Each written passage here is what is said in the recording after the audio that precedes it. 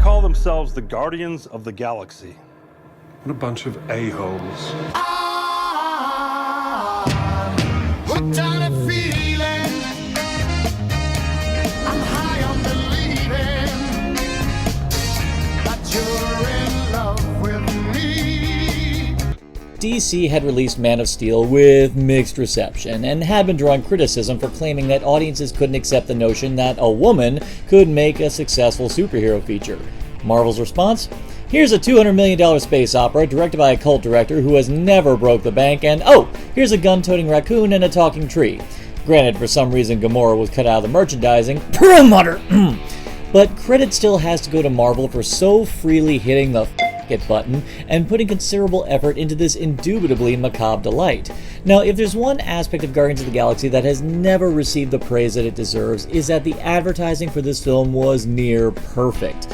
At this point, Guardians of the Galaxy were not A-listers. Hell, they were lucky to get a D rating. These guys were so far under the radar that you could faintly hear Mr. Cellophane playing from the back issue section of every comic book store.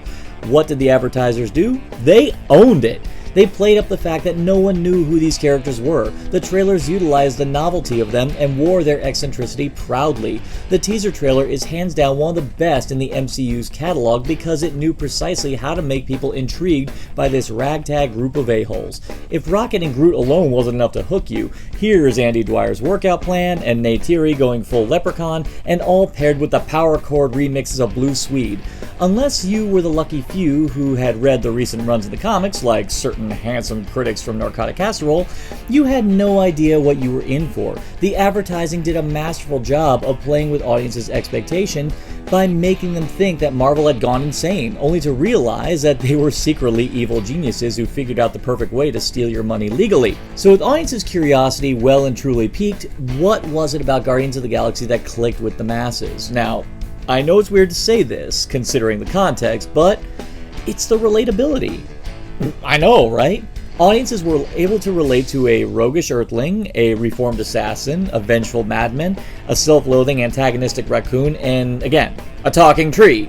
That's the brilliance of James Gunn and Nicole Perlman's script. While the story revels in the characters' eccentricities, the emotional core of the film comes from the fact that all of these guys are outcasts. Even by superhero standards, these are not the people you would normally bet on to step up and save the galaxy.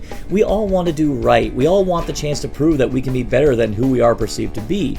This film plays up that idea that these are all people with loads of personal baggage, and on their own, they're just scraping by just to survive. Whereas together, they become something more. Quill was a man running from his past. Gamora is a woman forcibly raised into a life of violence. Drax is a man driven to madness from loss. Rocket is the product of a warped curiosity who decided to turn a woodland creature into a technical genius, effectively causing Rocket to develop some profound existential issues which gave way to intense nihilistic tendencies. By outward appearance, this crew should have no to give, and yet they do. And because they come together and through their unity persevere, they find themselves in a better place. And while we can't relate to their conflicts given the gargantuan nature of it, what we can relate to is that we all struggle to survive in this world with our baggage and hope to make some connections to shoulder our burdens. Then we find companionship in the least likely places, and when that happens, we find ourselves imbued with newfound strength. We all feel like we can hold our head up, relieved in the knowledge that we aren't alone. At least that's what I got from it. Another aspect that definitely deserves praise is that this film didn't hold your hand either. Where most movies would play out the fish out of water plotline in order to use it as a security blanket to coddle the audiences, this one just throws us in and says start swimming. When we officially meet Star-Lord, he's already settled in his life in space. There's no culture shock, no struggle to adjust. He's in there, and all the things that just seem weird and terrifying to us is dull and commonplace to him. The opening of Morag is especially inspired because the common way to play a scene like this is for the main character to react to everything with shock, surprise, and even a little bit of terror. Instead, our main character is jamming to Redbone, using a ravenous space rat as a microphone, and casually hovering over chasms with giant eels at the bottom. Immediately, that tells the audience what sort of universe we're being plunged into. A universe where the problems are the same, it's just the setting that's different. And that puts us at the right foot when we meet the crew as a whole. Talking Raccoon? Sure, out here anything's possible. Space Merle summons a flying arrow with a whistle? Why not? Any other filmmaker would look upon all this and turn it into a big freak show, but James Gunn and company decided to show us that despite appearances, we have more in common with the freaks than we are willing to acknowledge. The impact of the original Guardians of the Galaxy was a surprise for everyone, and the timing of Marvel to bring it out right when they've established themselves as a creative powerhouse is a masterstroke of planning. It indicates how aware Marvel was that you can never be settled into just one formula. Unfortunately, at the core of every superhero story is the age-old tale of good versus evil.